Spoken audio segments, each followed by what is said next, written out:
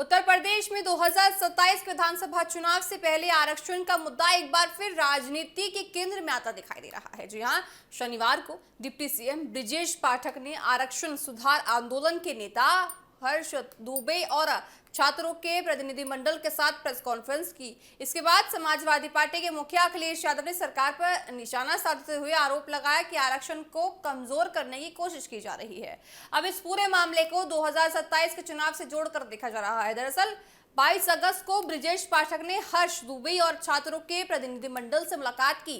इस दौरान उनकी मांगों को केंद्रीय नेतृत्व तक पहुंचाने का भरोसा भी दिलाया। इसके बाद दोनों नेताओं के साथ भी तस्वीर और प्रेस कॉन्फ्रेंस चर्चाओं में आ गई हैं। लेकिन उससे पहले, आगे बढ़ने से पहले आपको वो चीज सुनाते हैं, यानी कि प्रेस कॉन्फ्रेंस आपको सुनाते हैं कि आखिर ब्रिजेश पाठक ने इन सभी के साथ बैठकर क्या कुछ कहा है और क्या कुछ रणनीतियां बताई हैं और क्या कहा है कि सरकार आने वाले समय में ये कर सकती है। जो हमारे साथी है इनको आप पहचानते हैं? पहचानते नहीं पहचानते हैं? ये हमारे छोटे भाई आदरणीय हर्ष दुबे जी और ये आदरणीय हमारे मृत्युंजय पाठक जी और हमारे बीच में हमारे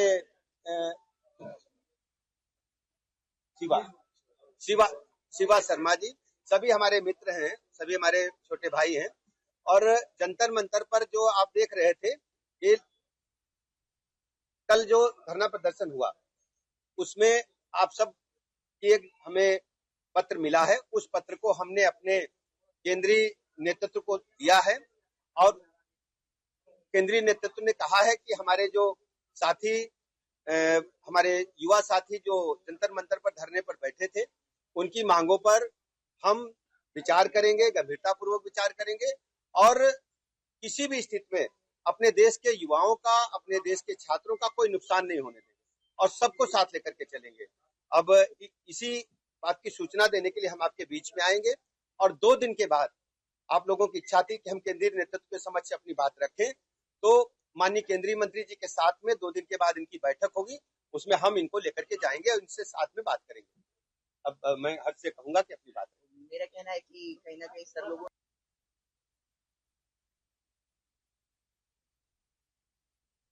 राजनीतिक बहस का हिस्सा बना दिया है। उन्होंने सरकार पर आरक्षण को कमजोर करने का आरोप लगाया और इसे पिछड़े, दलित और वंचित वर्गों के अधिकार से जोड़ दिया है। समाजवादी पार्टी लंबे समय से पीडीए यानी पिछड़ा, दलित और अल्पसंख्यक समीकरण की राजनीति करती रही है। ऐसे में आरक्षण का मुद्दा अखिलेश यादव के अपने वोट बैंक को एकजुट करने का बड़ा जरिया बन सकता है। अब सवाल यह है कि बीजेपी के लिए ब्रिजेश पाठक का हर्ष दुबे के साथ खड़ा होना कितना फायदेमंद होगा और कितना नुकसान पहुंचा सकता है। उत्तर प्रदेश में बड़ी संख्या में ओबीसी और दलित मतदाता हैं। ऐसे में बीजेपी अगर आरक्षण विरोधी माने जाने वाले वर्ग को साधने की कोशिश करती है तो विपक्ष इसे लेकर ओबीसी और दलित मतदाताओं के बीच अलग संदेश देने की कोशिश कर सकता है।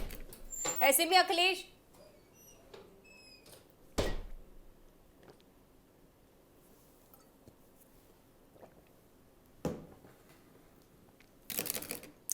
अखिलेश यादव का ये बयान दर्शाता है कि अखिलेश यादव पीडीए का फॉर्मूला अब की बार समाजवादी पार्टी पीछे नहीं छोड़ने वाली है। अखिलेश यादव इसी रणनीति पर आगे बढ़ रहे हैं।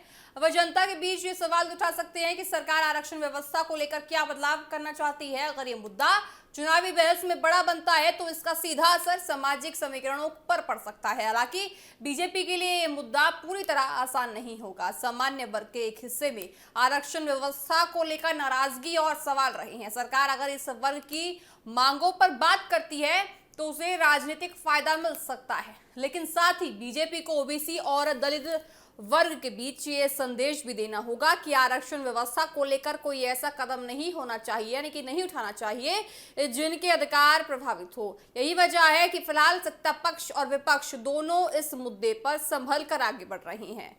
कदम फूंक फूंक कर आगे बढ़ रहे हैं। 2027 का विधानसभा चुनाव अभी दूर है, लेकिन राजनीतिक दलों ने सामाजिक समीकरणों पर काम करना शुरू कर दिया है। आरक्षण का मुद्दा अगर आने वाले समय में और बढ़ता है तो ये सिर्फ सरकार और विपक्ष की लड़ाई नहीं रहेगा, बल्कि अलग अलग सामाजिक वर्गों को अपने साथ जोड़ने की कोशिश का बड़ा हिस्सा बन सकता है। यानी यूपी की 2027 की चुनावी लड़ाई में आरक्षण की एंट्री हो चुकी है। अब देखना ये होगा दर्शकों कि आने वाले समय में बीजेपी सामान्य वर्ग की मांगों को किस तरह साधती है और अखिलेश यादव पीडीए के जरिए इस मुद्दे को कितना बड़ा राजनीतिक हथियार बनाते हुए उत्तर प्रदेश में नजर आते हैं।